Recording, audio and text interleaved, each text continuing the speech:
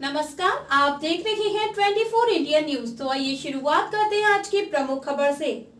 मां के हत्यारों को सजा दिलाने के लिए दर-बदर की ठोकर खाते 7 साल की मासूम, आखिर कौन जिम्मेदार? बिहार की बेटी को मुंबई पुलिस पर भरोसा, साल भर बाद मिली एफआईआर कॉपी, कब मिलेगा इंसाफ? मां की मौत का इंसाफ मांग रही मासूम। बिहार की राजधानी पटना से लेकर मुंबई तक पुलिस में दर्ज हुई शिकायत, नहीं मिली मृतक महिला की मायूस बेटी को इंसाफ। देश की आर्थिक राजधानी मुंबई के कांदिवली समता नगर पुलिस स्टेशन में जब मृतक के परिवार की बहन ने शिकायत दर्ज किया तो उन्हें बिहार में हुई उनकी बहन की मौत की एफआईआर कॉपी मुंबई के समता नगर पुलिस स्टेशन से मिली, जो बड़े ही दुर्भाग्य की बात है। जानकारी के मुताबिक सिवान जिला के थाना गोठानी गांव बिशवार की रहने वाली संध्या देवी को परिवार के सास ससुर देवर द्वारा पहले जहर दिया जाता है, फिर पति द्वारा अस्पताल में एडमिट कराने से पहले मृतक की मां को जबरन फोन कराया जाता है और उससे झूठ बुलवाया जाता है कि जहर उसने खुद खाया है, जबकि मृतक के सास ससुर और देवर ने बेरहमी से जहर खिलाकर हत्या को अंजाम दिया है, जिसका चश्मदीद गवाह मृतक की मासूम बेटी है। उसके बावजूद भी पुलिस इस मामले में कोई गंभीरता नहीं ले रही है। आरोपी फर्जी रिकॉर्डिंग और दबाव बनाकर पूरे मामले को रफा दफा कर दिया। मृतक महिला की मां ने जब अपनी दूसरी बेटी को फोन करके जानकारी दी तो वह अस्पताल पहुंची। लगभग कुछ घंटों बाद जब मृतक महिला होश में आई तो उसने कहा कि उसके सास ससुर देवर ने उसे जहर देकर मारने की कोशिश की है, इन्हें मत छोड़ना। जिसके बाद तिलमिलाई बहन ममता अस्पताल के बाहर आती है और मृतक महिला के पति को धमकी भरे लहजे में कहती कि अगर मेरी बहन को कुछ हुआ तो तुम लोगों को नहीं छोड़ूंगी, तुम लोग मेरी बहन को जबरदस्ती जहर दिए। उसके कुछ घंटे बाद ही बीती रात खबर आती है कि संध्या की मौत हो गई। अंदाजा लगाया जा सकता है कि आरोप सबूत मिटाने के लिए संध्या की हत्या कर दी है, जिसके बाद परिवार के लोग इस पूरे मामले में पुलिस का सहारा लेते हैं, लेकिन बिहार पुलिस कुंभकर्ण की गहरी नींद में सोई रहती है। जब मृतक महिला की मां लिखित शिकायत करती है और दबाव बनाती है तो पुलिस 304 बाग के तहत मामला दर्ज करती है, जबकि पीड़ित महिला की मां के बयान पर नजर डाले तो वह 302 के तहत का मामला दर्ज करने का आरोप लगा रही है, जबकि बिहार पुलिस दहेज प्रथा के तहत 304 के तहत मामला दर्ज कर ठंडे बस्ते में डाल दी है।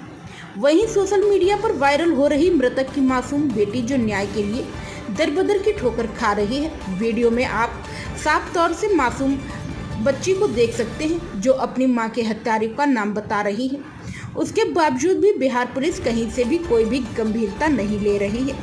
इसका मकसद साफ और मतलब यही है कि बिहार पुलिस और आरोपियों के बीच अच्छी साठगांठ है। यही वजह है कि आरोपी बेखौफ घूम रहे हैं, जबकि पीड़ित परिवार मृतक महिला की बेटी और बहन लगातार न्याय के लिए दर-बदर की ठोकर खा रही हैं। 24 इंडिया न्यूज मुंबई से अनुज कुमार सिंह की खास रिपोर्ट। आपके पिताजी का नाम क्या है? सोनू गुप्ता। और मम्मी का नाम क्या है? संध्या देवी। जब आप स्कूल से आई तो घर पे आपने क्या देखा? बाबा चाचा गोड़ पकड़े थे और ये हाथ पकड़ी थी। बाबा दवा खिला रहे थे मम्मी को। मैंने बोला मेरे मम्मी को दवा क्यों खिला रहे हो? तो मुझे धक्का देकर खिलाकर भाग गए। पापा बाहर से आए तो बोल रहे हैं ना कि ना मम्मी से फोन करके बोल दो कि मैं दवा खा ली हूँ, तब हॉस्पिटल लेके चलेंगे। तो मम्मी ने फोन करके बोला। उसके बाद पापा हॉस्पिटल लेके चले गए। क्या हुआ? नहीं हुई। हाँ? नहीं हुई। अच्छा, क्या देखे? 12 बजे आए तो देखी हाँ। कि चाचा गोड़ पकड़े थे और ये हाथ पकड़ी थी और बाबा दवा खिला रहे थे मम्मी को। हाँ। फिर पापा आए तो देखे कि ना बोल दे मम्मी से कि दवा खा ली हूँ तभी हॉस्पिटल लेके जाऊंगा। तो मम्मी बोली फोन करके तब लेकर गए। हाँ। क्या है और आपकी बहन के साथ क्या हुआ? मेरा नाम ममता देवी है और मेरे बहन के साथ मैं गई हॉस्पिटल में अपने बहन से मिलने के लिए। मैं पूछी क्या हुआ है तुम्हें? बोले दीदी इन सब ने मिलकर मुझे जहर खिलाया है। तो मैंने बोली कि ठीक है तुम ठीक हो जाओ। मैं इन लोग से पूछती हूँ क्यों नहीं लोग खिलाए तुम्हें जहर। कौन लोग थे, क्या नाम है उनके? उसके सास ससुर और उसके देवर थे। ये तीनों ने मिलकर उसको जहर खिलाया। बोली मेरे से दीदी इन लोग को छोड़ना मत। मैं बोली ठीक है तुम ठीक हो जाओगी फिर हम लोग आगे की कार्रवाई करेंगे इनके ऊपर। तो बोली ठीक है। मैं उसके पति से बोली कि तुम लोगों ने क्यों इनको खिलाया जहर मेरी बहन को। बोल रहा है कि जहर खिलाया नहीं खुद खाई। उनका क्यों खाई है तुम लोग खिलाए हुआ। तो कहते ज़्यादा धमकी मत दो, ज़्यादा धमकी मत दो इनको खिलाने के लिए। क्या कर लोगी मेरा, कुछ नहीं कर पाओगी। मैंने ठीक है अगर कुछ हो गया मेरी बहन को ना फिर हम लोग तुम्हें बताएंगे। तो कुछ नहीं कर पाएगी इस तरह बोला उसके पति। कान भी गई छपरा भी गई इसके लिए मेरे बहन को इंसाफ चाहिए। ऐसे ऐसे किए हैं उन्होंने कुछ नहीं किया। कोई मेरा बयान भी नहीं लिया। गोठनी थाना भी गई वो भी नहीं कुछ पूछे मेरे से। बोल रहे हैं कि जाइए जाइए घर जाइए। हम लोग क्या कर सकते हैं।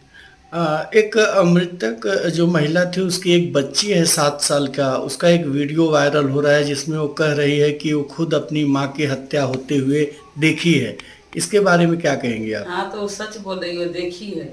हाँ बोल रही मैं देखी अपने आँख से। तो आपने उससे बात किया कभी उस बच्ची से, तो क्या कही, आपको क्या बताई? वो बताई मेरे से कि मेरे साथ भी मेरे दादी दादा मतलब किए हैं। मैं देखी हूँ खुद अपने आँख से। पुलिस ने तो कुछ नहीं किया। बोल रहा है हो जाएगा लेकिन साल भर होने वाला है लेकिन कुछ उन लोगों ने नहीं किया। पुलिस ने क्या मामला दर्ज किया है? आप क्या मामला चाहती हैं और क्या कहना चाहती हैं मौजूदा सरकार और मुख्यमंत्री से? मैं चाहती हूँ मेरी बहन को इंसाफ मिले। 2 बच्ची उनको इंसाफ मिले। जी, ये कहाँ की घटना है, कौन सा जिला है? ये तो गोठनी थाना है। हाँ और मैरवा थाना बोलते हैं हमारे जी, और जिला सिवानी बोलते हैं बोलते हैं। हिंदी गुप्ता नाम है। मैं मुंबई में रहती हूँ। मेरी बहन की हत्या हो गई है जो मुझे यहाँ पे फ़ोन पे पता चला। मैं मतलब कंटिन्यू टच में ही थी उसके फ़ोन पे। जो भी उसके शुरू से लेकर लास्ट तक मुझे सब कुछ पता है जो भी उसके साथ में हुई। कहाँ की घटना है और क्या हुआ? बिस्वार गांव, उसका गांव बिस्वार था। हाँ, बहन की। हाँ, और गुटनी थाना जिला सिवान। हाँ, हाँ, तो मुझे पता चला मुंबई में कि उसकी हत्या हो गई है।